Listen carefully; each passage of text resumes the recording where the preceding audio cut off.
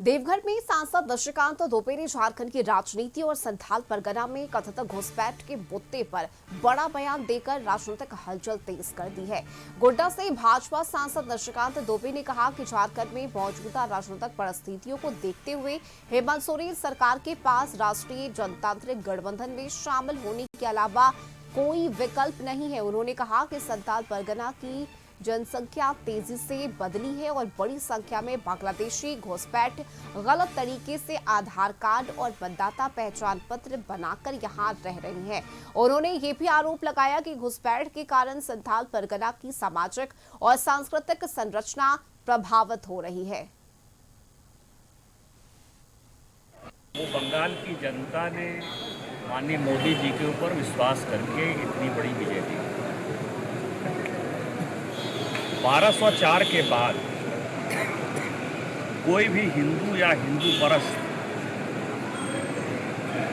व्यक्ति बंगाल के शासन में नहीं है।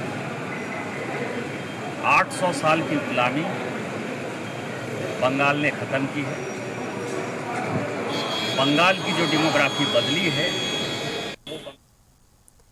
और इस खबर पर ज्यादा जानकारी के साथ संवाददाता राजेश हमारे साथ जुड़ चुके हैं। राजेश, देखिए, एक बार फिर से सांसद निशिकांत दुबे ने बांग्लादेशी घुसपैठियों को लेकर ये बड़ा बयान दिया। साथ ही उन्होंने बताया कि जिस तरह से राजनीतिक भूगोल में बदलाव हुआ है, ऐसे में अब हेमंत सोरेन के पास कोई चारा नहीं है और साथ ही उन्होंने ऑफर भी दिया है एनडीए में शामिल होने का।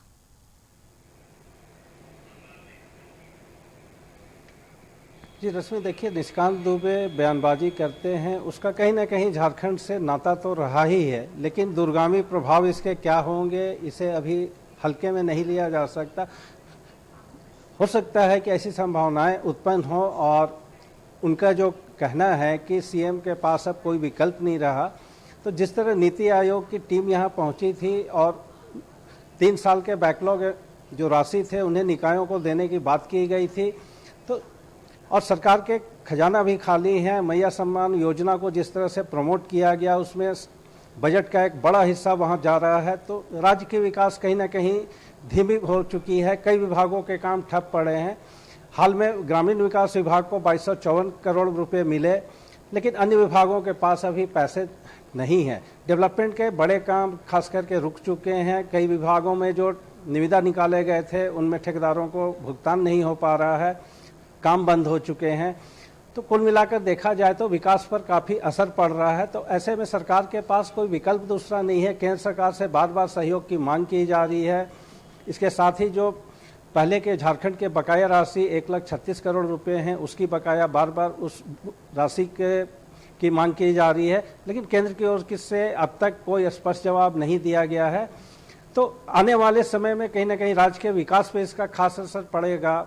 और जिस तरह से अभी चुनाव परिणाम सामने आए, असम, बंगाल के जो परिणाम आए उसमें जो बहुमत मिले भाजपा को, उसके बाद से झारखंड पे अब भाजपा की नज़र है। और प्रदेश हो या निशिकांत दुबे का बयान हो, अब पार्टी की नज़र पूरी तरह से झारखंड पे है और वह किसी न किसी तरह अब झारखंड पे सत्ता पर काबिज होने की प्लानिंग कर रहे हैं।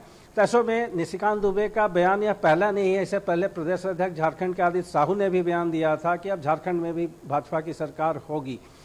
तो अब ये देखा जा सकता है कि बंगाल के बाद अब केंद्र की नज़र यहाँ झारखंड पर है। और किस तरह हाल में 3 दिवसीय दौरे पर सीएम खुद दिल्ली भी गए थे, वो वापस आ चुके हैं। इस दौरान वहाँ वह कई बड़े नेताओं से भी मिले हैं। बातें सरना कोर्ट की हो रही थी। इसके अलावा अब झारखंड में राज्यसभा चुनाव है। राज्यसभा चुनाव में भी भाजपा की ओर से पूरी ताकत झोंकी गई है ताकि एक सीट पर भाजपा की ओर से प्रत्याशी दिया जाए और वह राज्यसभा में अपना प्रत्याशी जीत हासिल कर उन्हें भेज सके। साथ ही जेएमएम और कांग्रेस की ओर से भी प्रत्याशी उतारने की कवायद तेज है। अब देखना है कि राज्यसभा में यह अंगणित कैसे उनके वोटिंग का बैठता है। दोनों सीटों पर क्या राजनीतिक समीकरण तैयार होंगे। बिल्कुल और राजेश, निशिकांत दुबे देखिए, जो और उसके घुसपैठ साथ ही ये जो बयान दिया है फिलहाल निशिकांत दुबे ने, इसका कितना असर देखने को मिलता है झारखंड की राजनीति पर, और किस तरह से ये बाकी नेता, खासकर जेएमएम के नेता, किस तरह से इस पर रिएक्शन देते हैं, महत्वपूर्ण होगा ये देखना। बहुत शुक्रिया फिलहाल आपका इस जानकारी के लिए।